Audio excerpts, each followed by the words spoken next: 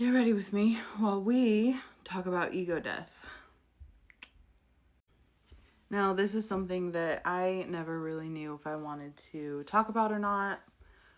I wasn't sure how to talk about it because there's so many people out here that talk about ego death, but then they relate it so differently than what I experienced. But we're gonna talk about it. It's fine.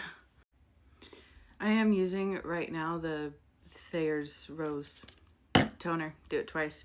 Anyway, I remember more than a year ago now, I was sitting at home and I was watching TikTok. I was doom scrolling and I came across a Mami Onami video. And in that video, she talked about the divine feminine and how we are so quick to call out to the divine masculine, but when everything in your life is falling apart, you have to talk to the divine feminine. The thing is that I could feel my life falling apart, but it hadn't really fallen apart yet. I could just feel it. I knew my relationship was not doing great. I was about to leave my chosen career path. Like, friends were doing some crazy stuff. It was nuts. And I reached out to the divine feminine. So I'm like crying out to the divine feminine. I'm like, my whole life is falling apart. I'm in dire straits. And Mami Onami had mentioned how things would happen really rapidly after that if you really surrendered to it. And so I did. I just surrendered. And I was like, Mom, Mother, Divine Feminine, I need help. I need help.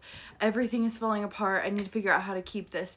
And about 2 weeks after that, all of it went away. Within a month, 2 weeks is when it started. And within a month after that, I had literally nothing. Nothing.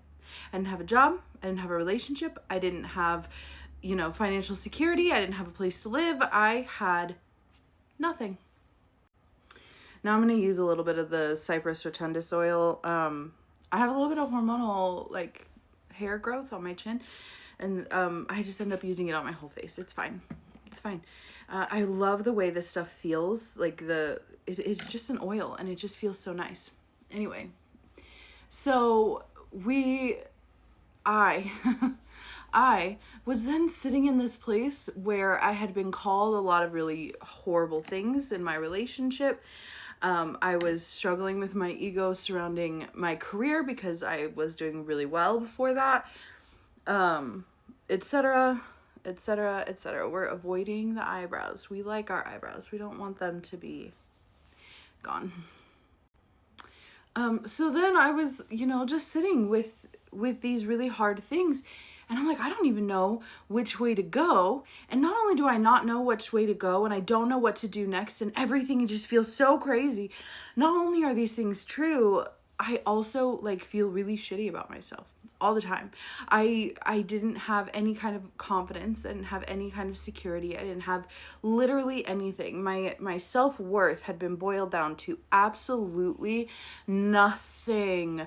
Okay, I was starting at ground zero. I literally felt like I was the worst person on earth. Somehow I deserved all of this. And I was victim mentality up the Zans. I really felt like everything in my life had fallen apart and it was entirely my fault. And, the thing is that it really was. It was my fault. Even if I didn't make all of the choices that got me to that place, and even if some of those things were outside of my control, the reality is I put myself in those positions. My intuition was telling me no, and I did it anyway. I made mistakes in my relationship that really helped lead to the end of our relationship. I was stuck, and it was my fault. No matter how you want to shape that up, I put myself in this position. Did I deserve all of it? No, of course not. But it was now my responsibility to deal with, and I didn't know how to deal with that. And to make it all worse, every spiritual practice that I had before that, tarot cards and meditation and all of these, following the moon water, everything that I had practiced and I loved, I was like genuinely afraid of it now. I started blaming the divine feminine for what was happening to me. I cried out. I was asking for help. I just wanted to keep my life. That's it. That's all that I wanted. I cried out for help and I lost everything. Everything was gone and it was just me. And I'm sitting here thinking, I'm afraid of every spiritual practice that I have. I don't know where to go in my career. I don't know what to do relationally. I don't know what to do with anything. And I am a husk of a person. And that is true. I was a husk of a person. That wasn't even me really, going too far with it. I was. But the truth is, what I really needed was an ego death. I needed to admit that there were things that I was doing wrong, that I had taken the wrong path. I needed to be able to come back to center and do the next thing from a really beautiful, open, receptive place. And it took me months to realize that. And it took me so long and so much depression and so much uncertainty to realize what it was that I actually needed. Do I think that your whole life needs to fall apart? No. I think that every ego death, if you're on a spiritual journey, you will experience an ego death. Does that mean you will lose everything? Probably not. I don't know. Maybe. I know for me, it needed to be big. It needed to be big. It needed to get me down to absolute bare minimum because I was so good at making whatever situation I was in seem better than it was. I was really good at giving up things or doing things different or finding a roundabout way of anything in order to get what I wanted still. And I never got what I wanted, not really. And I was very sure of myself and I needed to not be so sure of myself. I needed to come back to nothing. And I did. Now we're just using a moisturizer. My skincare is like really simple. Anyway. After that, now I can look back and I can be like, oh, I'm so thankful all of that fell apart. Do I love rebuilding my entire life? Not always. But the thing is that now I'm looking at my life and I get to make it exactly what I want. I get to start new. I get to start fresh. I get to rely on the universe a lot more. I get to start my, spiritual practices from a place that says yes and. I'm open and receptive and understand that I am not everything. I'm not all. I don't have all of the answers and I can come from everything from a much more humble place. It's hard. And if you're out there on your spiritual journey, let's just talk about this for a second. If you're out there on your spiritual journey and you're ready to just go for it and you're afraid of ego death, chances are you're going to face one. You are, but when you're done, you'll understand why and it'll be okay and it's going to be scary and it's going to be hard and your heart is going to break. Let it break. You won't regret it. Get ready with me while we talk about ego death part 2. My hair is still wet. I look crazy. It's fine. So in the last one, we kind of left off with like why I'm really thankful for ego death. And now looking back on everything that I lost, I'm really thankful that I did. It's still really stingy. Like there was a lot of love in those situations. There was a lot of happiness. I really was very happy in a lot of the areas of my life. And that relationship, having it end stung. It stung. I loved that relationship and I loved him. But I realized areas where I was holding him back and he was holding me back in a lot of ways. We got married too young, etc., etc., etc. It just kind of is what it is. I'm not even going to try and explain what this is because I made it and it's a lot. Sorry. But I do have like a tinted skin serum stuff that we're going to put on with it.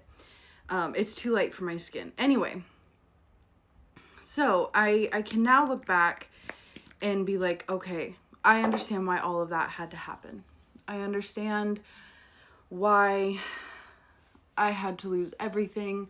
I understand why I am in the situation that I am now. I get what I need to change and how I need to change it and what I need to do. And again, even with that understanding, right? Like, it took me a couple of months to get there, but even with that understanding, it was so hard to like do anything still. The depression was so real for me. It's unreal. It is unreal how bad it really did get.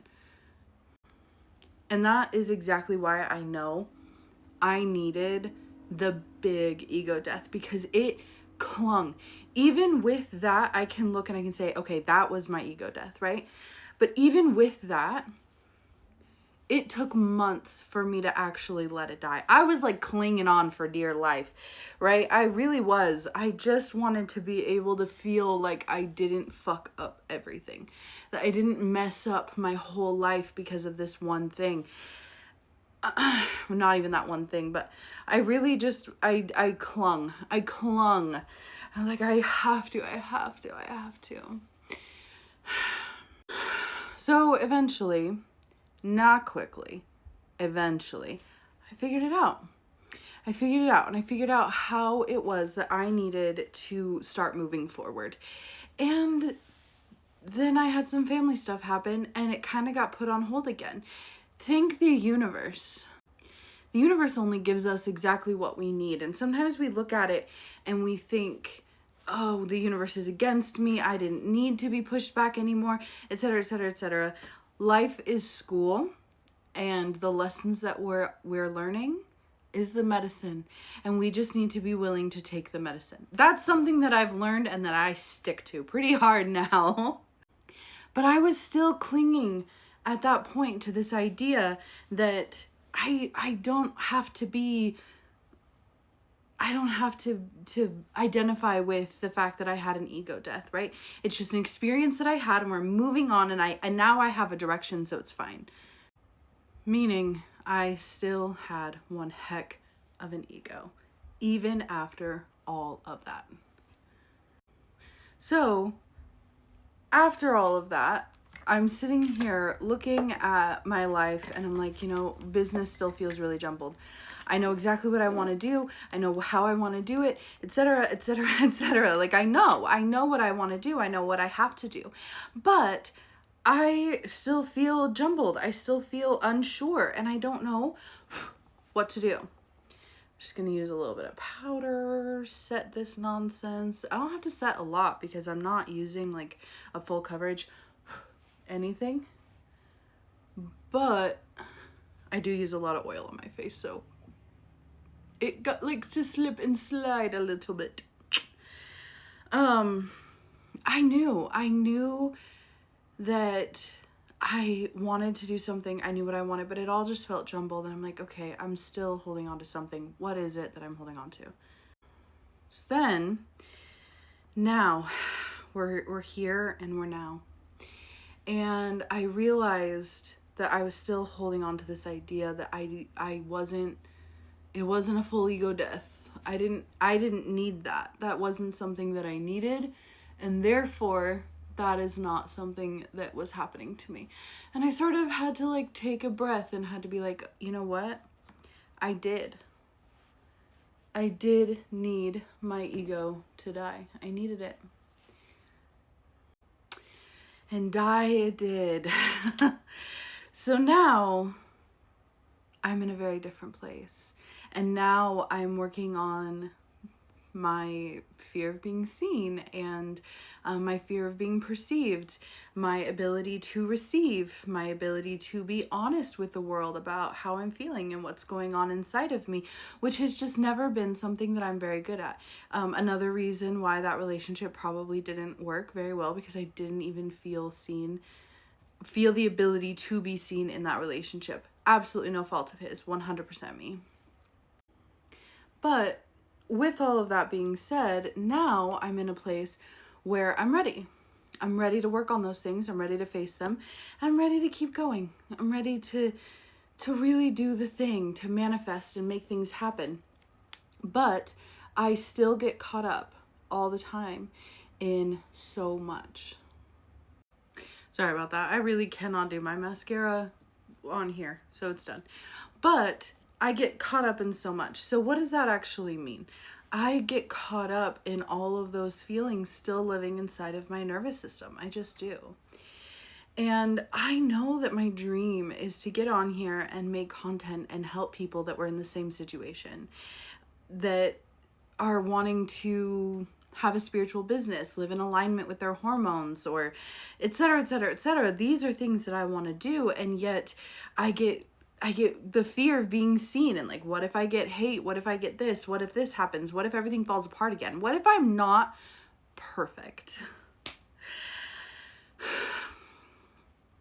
I didn't learn the lesson. I mean, I did, but I have more of a lesson to learn about ego death, and that this is where we're at.